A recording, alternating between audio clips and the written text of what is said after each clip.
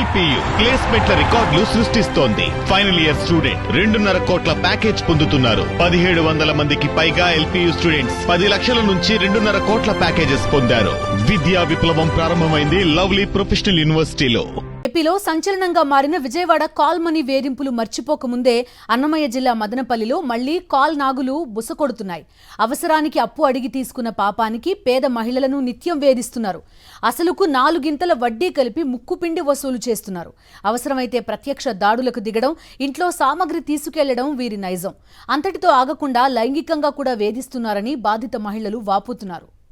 ఆర్థిక అవసరాలు ఉన్న మహిళలను గుర్తించడం, వారికి కొంత నగదు అప్పుగా ఇవ్వడం, షూరిటీగా బ్యాంకు ఖాళీ చెక్కులు, ప్రామిసరీ నోట్లు తీసుకోవడం, ఆపై 145 రూపాయల వడ్డీ వసూలు చేయడం, సమయానికి అప్పు చెల్లించలేని మహిళలను తమ కోరికలు తీర్చాలని బలవంత పెట్టడం, ఇలా నరక యాతనకు గురిచేస్తున్నారంటూ బాధిత మహిళలు సాక్షితో చెప్పుకొచ్చారు. ఈ వడ్డీ మాఫియా 100 రూపాయలకు 45 రూపాయలు వడ్డీ తీసుకుంటూ అడ్డంగా దోపిడీకి పాల్పడుతున్నారని బాధితురాలు గౌరీ పోలీసులకు ఫిర్యాదు చేసింది. తన కుటుంబ అవసరాల నిమిత్తం అప్పు తీసుకుంటే 1,00,000 రూపాయలకు 10 లక్షలు వడ్డీ రూపంలో కట్టినా ఇంకా లైంగికంగా వేధిస్తున్నారని ఆవేదన వ్యక్తం చేస్తోంది. మదనపల్లి పట్టణంలో దేవతానగర్కు చెందిన ఏకాంబరం రెడ్డి, సుజాత దంపతులు ఈ కాల్ మనీ ర్యాకెట్ నడుపుతున్నారని, డబ్బులు చెల్లించినా తమను మానసికంగా, శారీరకంగా వేధిస్తున్నారని కన్నీటి పర్యంతమవుతోంది బాధితురాలు గౌరీ. ఆంధ్రప్రదేశ్ రాష్ట్రంలో సంచలనంగా మారినటువంటి అన్నమయ్య జిల్లా మదనపల్లిలో జరిగినటువంటి ఒక కాల్ మనీ వేధింపుల ఘటన ఇప్పుడు మదనపల్లిలో ప్రత్యేకంగా కొంతమంది బాధితులు కూడా ముందుకు వచ్చేందుకు కనిపిస్తున్నారు. ప్రధానంగా ముందుకు వచ్చినటువంటి బాధితురాలు గౌరీ ఇచ్చినటువంటి సమాచారంతో మరికొంతమంది బాధితులు కూడా ముందుకు వచ్చేటువంటి ప్రయత్నం చేస్తా ఉన్నారు. అసలు ఏం జరిగిందమ్మా? అసలు మీరు ఎంత అప్పు తీసుకున్నారు, ఎంత కట్టారు, ఏమని వేధిస్తా ఉన్నారు?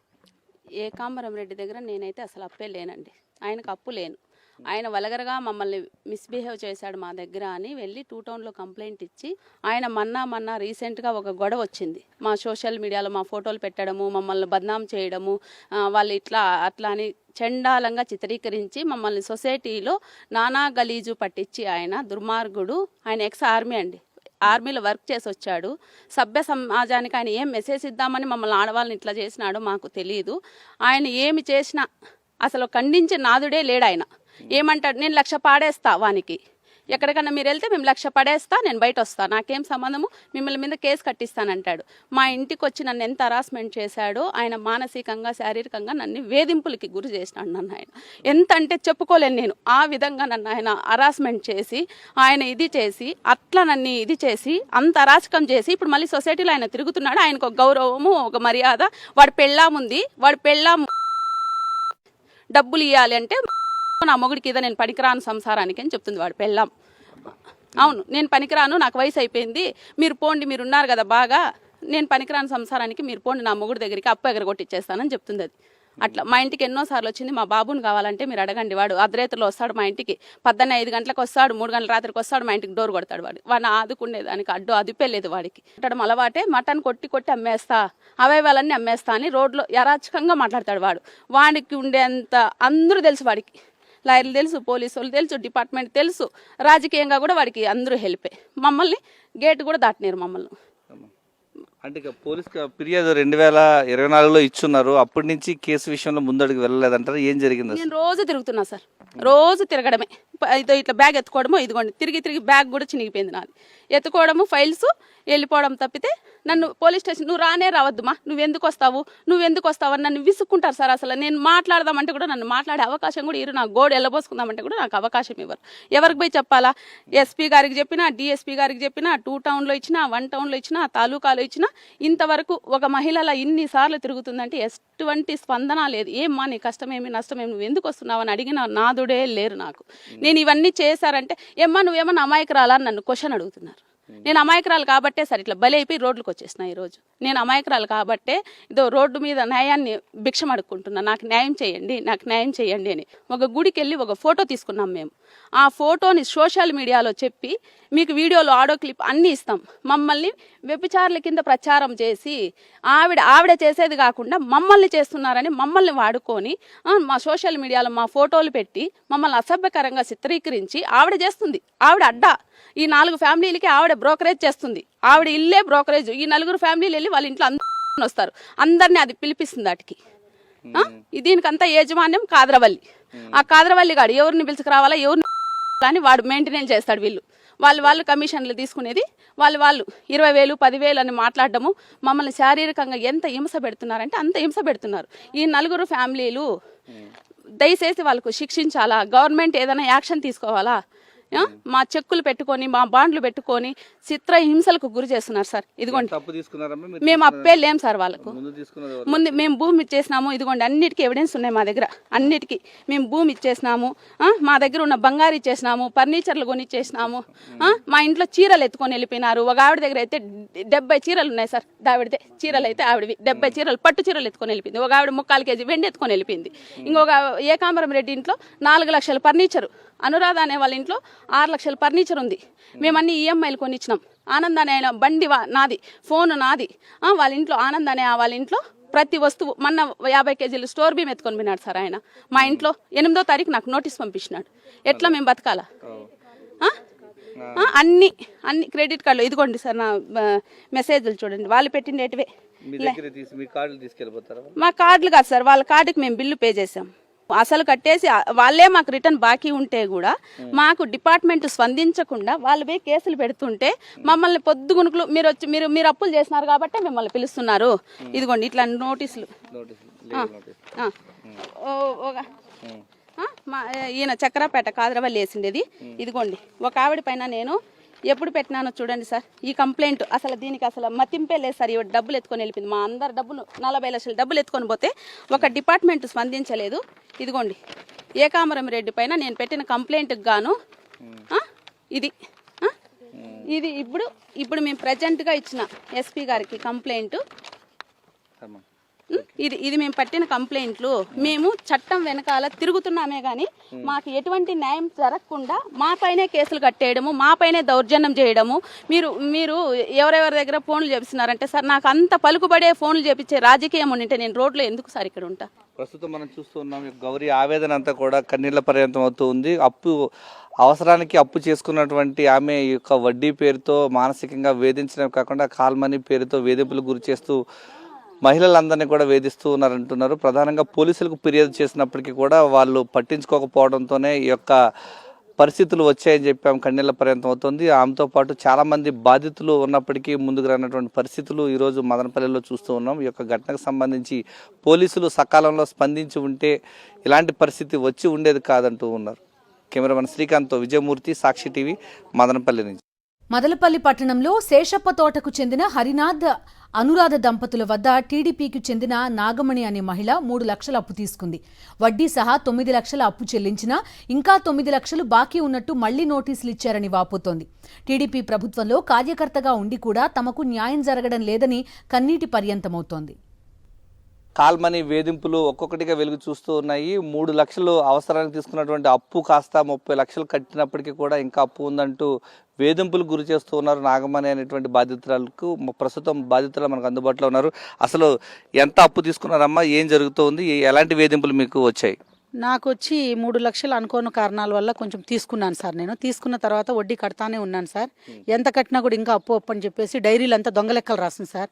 మన దగ్గర సంతకం పెట్టించుకుంటుంది, రాస్తుంది. అనురాధ అన్నామి బండి హరినాథ రాసుకుంటారు. మళ్ళీ వచ్చి మనం వచ్చేస్తాను అది కొట్టేసి వేరే లెక్క రాసేస్తారు. ఎంత కట్టినా తీరదనమాట అది అప్పు. ఫస్ట్ మనం కంతుల ప్రకారంగా తీసుకుంటాము, దాన్ని సీడీకి మారుస్తుంది. దాని ఇష్టం ఎట్లన్నా మారుస్తుంది. సరే మనం బుద్ధి లేక తీసుకున్నాము, కట్టేయాలని చెప్పేసి మనం అంతా డబ్బులు ఏమో కట్టేసినాం సార్. కట్టేసి చెక్కులో తీసుకునేసినాను. తీసుకున్న తర్వాత ఏం జరిగిందంటే లాస్ట్లో ఇంకా 3 లక్షలు అసలు అట్లే ఉందంటుంది ఎప్పటికైనా కూడా. ఇట్లా మళ్ళీ నాకు బాకీ లేకపోయినా కూడా నోటీస్ పంపించింది సార్. 9 లక్షల నోటు 9 లక్షలకు నోటీస్ పంపించింది సార్. ఒక విషయం అడుగుతాను సార్, వాళ్ళ మొగుడు వారానికి 2 పొటేలు కొడతాడు సార్. ఆమెకి ఏం పని లేదు, ఆయనకి వారం అంతా మళ్ళీ ఖాళీగానే ఉంటాడు. ఆ 2 పొటేలు కొడితే 2,000 వస్తుంది వాళ్ళకి కమిషన్. ఈ 2,000 కమిషన్తో వాళ్ళు కోట్లు 30 లక్షలు 40 లక్షలు ఎక్కడి నుంచి ఇచ్చేసినారు. చెల్లించిన వేధింపులు చేసి ఎట్లంటే అట్లా తిడతారు సార్. ఇంటికాడికి వచ్చి బయటకు గలీజ్గా మాట్లాడతారు సార్. మా వీధిలో నేను సరవళ్ళ కాడ ఉన్నాను సార్. మానం పోతుందని నేను కట్టేసినాను సార్. నా కూతురు కట్టింది సార్. నా కూతురు జీతం ఇప్పటికీ 13,500 కట్టేసింది. ఇంకా 4 నెలలు ఉంది సార్. అది డీవో తీరలేదు. 3 సంవత్సరాలకు పెట్టినాం సార్. 3 లక్షలకు కట్టలేక 2 సంవత్సరాల 6 నెలలకు పెట్టినాం సార్. ఇప్పుడు ఇంకా 3 నెలలు ఉంది సార్. 13,000 ప్రతి నెల కట్టేది సార్. ఇది ఈ బ్యాంకులో సార్. పాప జీతంలోనే కట్టినాను సార్ నేను. ఇంత కట్టినా కూడా మళ్ళీ వేధించేది, ఇట్లా చెక్కులు పంపిస్తే వాళ్ళు కూటికే జరిగేది కష్టం సార్. మొన్నటి వరకు 1 సంవత్సరం ముందు వరకు 7,000 రూపాయలు బాడీలో ఉందాము శేషమాల్ కాడ. ఇప్పుడు 2 కోట్ల ఇంట్లో ఎక్కడి నుంచి వచ్చింది సార్? మేము కట్టకపోతే వడ్డీలు పరిశీలిస్తానమ్మా అన్నారు, మళ్ళీ అదేమో లేదు సార్. కానీ ఇది మాకు కానీ ఇంకోటి సార్, పోలీసు వాళ్ళు కూడా ఇప్పుడు వాళ్ళు ఎత్తుకొని పోయి టీవీకి ప్రెస్ మీట్కి ఇస్తే సంధిస్తాండారు. మేము కంప్లైంట్లు ఇచ్చింటే ఒక్కళ్ళు కూడా మా కంప్లైంట్ తీసుకోలేదు సార్. ఇప్పుడు నేను 2 టౌన్లో ఇచ్చినాను, ఆర్ఎన్ లతా గారు వచ్చి తాలూకాలు ఇచ్చినారు. వాళ్ళని పిలిచేది కానీ ఏం చేసేది కానీ వాళ్ళని అడగరు సార్. అంటే 10 రూపాయలు 30 రూపాయలు వడ్డీలకి ఇచ్చే వాళ్ళకైతే సపోర్ట్ చేస్తారా? బీదా బిక్కికి సపోర్ట్ చేయరా సార్ పోలీసు వాళ్ళు? ఏం న్యాయం సార్ ఇది? మేము నరకం అనిపిస్తాను సార్. రోడ్లో రాలేక కొంచెం బరువుగా మతికే వాళ్ళము ఇట్లా చేస్తా అంటే ఏం చేయాలి సార్ మేము?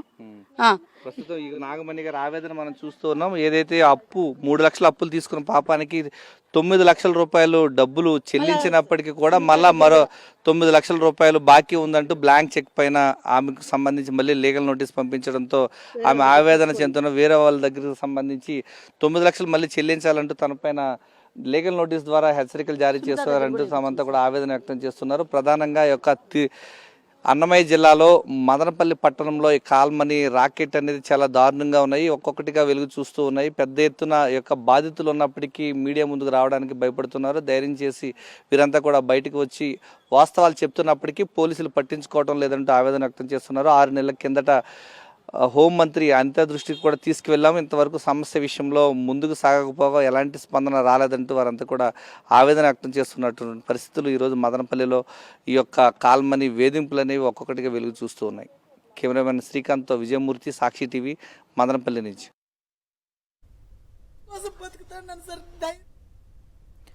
మరో బాధితురాలు 2 లక్షలు అప్పుకు 15 లక్షలు వడ్డీతో సహా అసలు చెల్లించింది. అయినా సరే అప్పు తీర్చలేదని వేధింపులకు గురిచేస్తున్నారని, తాను ఒంటరి మహిళ కావడంతో లైంగిక వేధింపులకు గురిచేస్తున్నారని ఆరోపిస్తోంది. నేను బండి అనురాధ హరినాథ్ దగ్గర 2 లక్షల రూపాయల డబ్బులు తీసుకున్నాను. 2 లక్షల రూపాయల డబ్బులకు గాను 15 లక్షల రూపాయలు 100కి 30 రూపాయల చొప్పున వడ్డీ కట్టేశాను. వాళ్ళకు అమౌంట్ చెల్లించేస్తే 50,000 రూపాయలు అమౌంట్ నిలిచిపోయింది. ఆ అమౌంట్కి గాను అర్ధరాత్రి 12 గంటల వరకు మా ఇంట్లో వచ్చి పడుకున్నారు. పడుకొని భార్య వెళ్ళిపోయింది భర్తను వదిలేసి. నా డబ్బులు ఇస్తే కానీ లేసిపోనని చెప్పి హరాస్మెంట్ పెట్టినారు. అయినా భరించుకొని గమ్మున ఉన్నాను. మళ్ళీ ఒకసారి మేము దేవతానగర్ ఇంట్లో రెంటుకుంటే అక్కడ కూడా మా ఇంటికి వచ్చినారు. కత్తెత్తుకొని భార్యాభర్త వచ్చి నా మీద గొడవ చేసినారు. తాలూకా పోలీస్ స్టేషన్లో నేను వాళ్ళపైన ఫిర్యాదు చేసినారు. స్టేషన్ నుంచి కాల్ ఎన్నిసార్లు చేసినా స్టేషన్కి కూడా వాళ్ళు రాలేదు. పోలీసు వాళ్ళు కూడా స్పందించలేదు. పిలిచి ఆ కంప్లైంట్కి రెస్పాన్సే లేక నేను తిరిగి సైలెంట్ అయిపోయినాను. సైలెంట్ అయిపోయినా కూడా మా మీద సోషల్ మీడియా కేసి రకరకాలుగా చిత్రీకిచ్చి 100కి 30 రూపాయలు కట్టించుకొని 15 లక్షలకు నాకు అప్పుండానని కోర్టు కేసింది. లీగల్ నోటీస్ పంపించింది. 15 లక్షలు. వాళ్ళ భర్త వచ్చి మా ఇంటి దగ్గర పడుకొని ఉండేది. నోట్లో ఏం పెట్టుకున్నారు, చెవుల్లో ఏం పెట్టుకున్నారు, ఏమనుకుంటున్నారు మీరు? గలీజ్ లాంగ్వేజ్ ఉపయోగించి హరాచకంగా హింసించి ఇంటి దగ్గరకు వచ్చి తిరిగేది, తిట్టేది, కన్న మాటలు మాట్లాడేసి చాలా హింసకు గురి చేస్తున్నారు. ఈ హింస వేధింపులు అయిపోయినాయి. హింస అయిపోయింది. స్టేషన్ల చుట్టూ తిరిగేసాము. ఎస్పీ ఆఫీసుకు పోయినాం, డిఎస్పీ ఆఫీసుకు పోయినాం. అన్ని చోట్ల వాళ్ళపైన ఇచ్చేసి వచ్చినాము. ఏమీ మాకు స్పందన కనిపించలేదు. సోషల్ మీడియాలో మేము కిరాయి లేడీస్ కిరాతకంగా మావి పెట్టినారు ఫొటోస్. ఇవన్నీ నిజాలు ఉన్నాయి. దయవరా మాకు దయ ఉంచి ప్రభుత్వము ముందుకొచ్చి మా విచారణ విచారించి మా న్యాయం చేయాలని మనస్ఫూర్తిగా కోరుతున్నాము. ఈ వడ్డీ జలగల ఆగడాలపై ఫిర్యాదు చేస్తే పోలీసులు పట్టించుకోవడం లేదని ఆగ్రహం వ్యక్తం చేస్తున్నారు బాధితులు. అప్పులిచ్చి మహిళలను సెక్స్ వర్కర్లుగా మార్చాలనుకుంటున్న వడ్డీ రాక్షసుల నుంచి బాధితులను కాపాడేలా పోలీసులు చర్యలు తీసుకోవాలని విన్నవించారు.